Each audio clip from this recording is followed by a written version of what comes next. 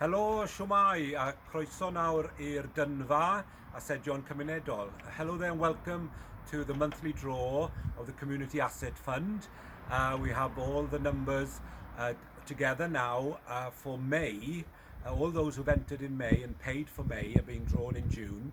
So best of luck, £100 first prize and £30 second prize, and then money to charity. Half of whatever everybody puts in goes to charity. So we have the numbers, and Karen is helping us. So £100 first prize, go for it, Karen.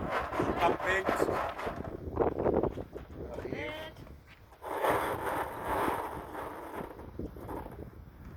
15. 15.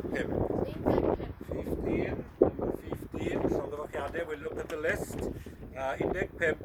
£100 going to Bill and Eirlis Givis Llanfyrnach. Well done to Bill and Eirlis, £100 to them again, I must add. And now £30. Second.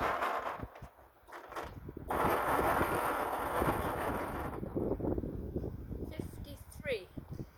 Da iawn, 53, 53, rhif 53 yw Buddig Ward Hermon.